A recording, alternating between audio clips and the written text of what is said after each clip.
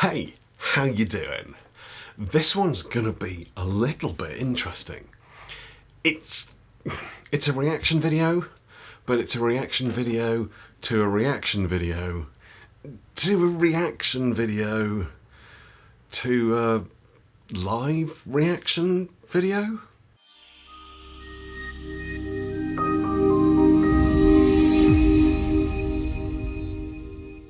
Like a lot of you guys, I suspect, I recently watched Jesse Enkamp spending some time with Steven Seagal. Very interesting. I think, the basic premise of this is that Jesse tries to come across as quite respectful, but I think, in all honesty, he's trolling a little bit here. And I think that he's probably using Seagal's very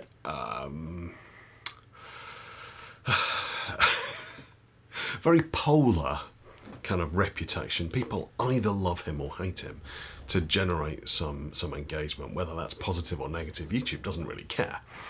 But there were some bits in it that I thought were worth talking about. So I watched this bit specifically. We'll put it on now and we'll have a watch together. And then we'll move on to the next bit. So here we have Steven Seagal talking about punching. So when I punch, I'm not doing this. No. Yeah. You feel the difference? Yes. So he's doing this. And Yes. here's the MMA I'm fighter. doing this. Wow. Yeah, you can't tell when you're looking. It's way different when you feel it. So, from my perspective, when I watched that, I thought, oh, that's nice. He's demonstrating a vertical fist. Now, a vertical fist in punching is something that you see throughout the pugilistic era. Anything from that transitional period and before tends to use a vertical fist for striking. So the arm comes out and the fist lands with the knuckles in a vertical alignment. And that's exactly what Seagal's just done there. You see it in Alan Swin, you see it in Donnelly, you see it in Walker, you see it all over the place. But I didn't feel entirely comfortable with how he was kind of doing it. Anyway, I then saw Stephen Williams from Steven Strangles People doing a reaction video to that video. And, let's just watch that. Better. So when I punch, I'm not doing this. No.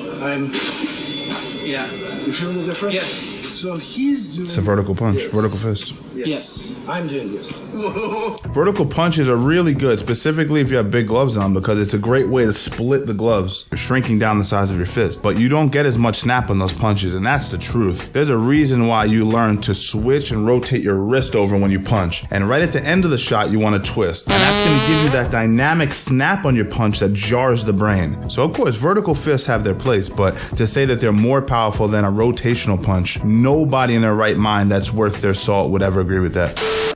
And whilst I feel that I probably shouldn't agree with him, because he's kind of dissing the vertical punch as opposed to the horizontal punch, I fully agree with him. I think that vertical punch isn't necessarily about power generation, whereas the horizontal punch very much is. But it gets even more convoluted and confusing, because Jesse released 2 videos, and the subject of punching crops up again in the second video, and Stephen Williams reacted to the second video, but also let's just watch it. It's probably easier. If I have my hands up and this goes to turn, it's bigger. Yes. And it can get blocked easier. Oh, didn't we talk about that in the last video? If you guys remember, I talked about the difference between a horizontal punch and a vertical punch. Vertical punches are really good, specifically if you have big gloves on, because it's a great way to split the gloves, shrinking down the size of your fist. But you don't get as much snap on those punches, and that's the truth. Let's see what he has to say about it. Watch this. Okay, see, here's what's happening. Anticlimactic. Now watch this. I love that guy. Yeah. Bah! Wait, what did we accomplish with what you just said? Look at the fist going to the shoulder. Now bend the arm. See the difference? But when I hit him like this, you can feel a different penetration. I just want to briefly interject before we go on and watch a little bit more of this, that I think that what Steven Seagal was demonstrating there, whether knowingly or unknowingly, was actually something that's quite important, and I will explain it, so stick around. I'm not sure if it was just cut out in the edit, or whether Steven Seagal didn't explain it very well, or maybe he just didn't understand it. But I think what he actually showed was quite important. But Stephen Williams has more to say, so let's stick with him for a little bit longer. Someone commented, Bruce Lee was a big fan of the vertical fist too. Bruce Lee said it. Bruce Lee, one of the greatest of all time, a childhood idol of mine. He passed away in 72 or 73, if I'm correct. Do you think his knowledge of martial arts was done? He reached the pinnacle of understanding? No. Now, when it comes to the art of punching, I'm going to take the word of every single professional boxer and professional combat athlete over anyone's opinion. And they say rotating your fist is the best way. Oh, but they punch with a glove on. That's not the point. It's about generating leverage. So jump in the comments, and again, like I said before, your mother, call her and cry about it to her. But it is the point. And I think that there's maybe something that Stephen Williams here is slightly missing the point of, is that power is only one of the things we look for when we're punching. And he is absolutely 100% right. Boxers hit the hardest. They hit the hardest because they're getting that rotational force through there. It does generate that kind of explosive snap, and you get much more powerful punches if you do it that way. However, there are other considerations as well, especially when you're fighting in an era or a style that doesn't use gloves. And he wrote off the whole gloves thing, but I think it's quite important to say, because if you're fighting without gloves, it's much more important to be precise than it is to be powerful. Because what you don't want to do is contact with the wrong bit of your hand and cause yourself damage, because that may take you out of the fight completely. If you hit without a hand wrap or without gloves on, then the force is going to go directly into the bit of your hand that you hit with. It's not going to be distributed across the whole fist, whereas it will be if you've got the hand wrapped.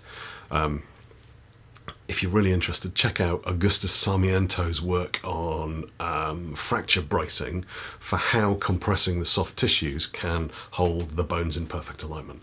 Very interesting stuff, and very relevant for boxing hand wrapping. Bit of a tangent, do apologise.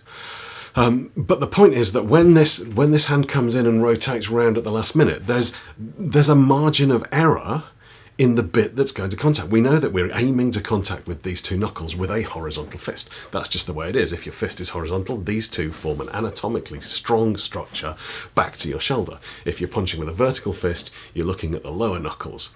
If you, like me, your knuckles don't align, you tend to go for the middle two. Dempsey talked about the bottom three, but the bottom three don't form a flat surface with a lot of people, me included. So we go for these two. Anyway, it's much easier to be precise with a short, fast, vertical fist than it is with a longer, rotating, horizontal fist, and precision is key.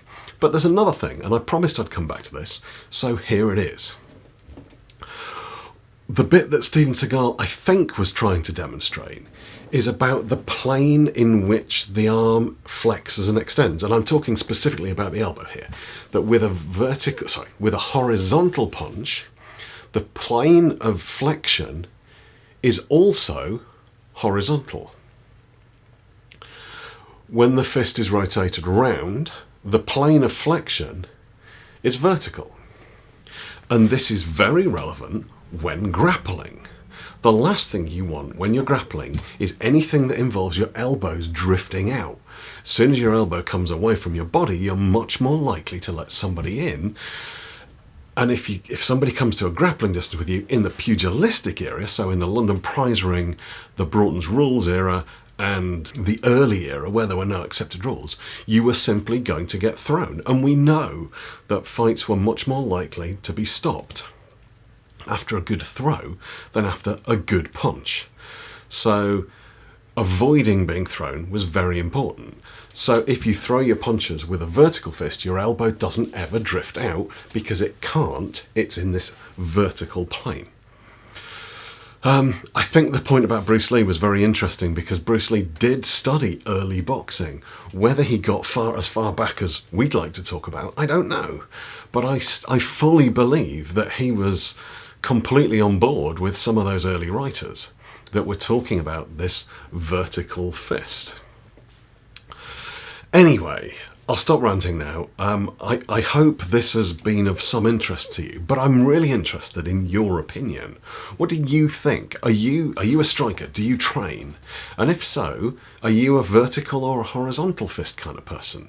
Do you think that power is key and therefore we should use that horizontal fist? Or do you think that precision is key and therefore we should use the vertical fist? Or have I just completely missed the point? Am I talking rubbish? Stick some... So close, so close. I almost finished the video without tripping over my own words, but I didn't.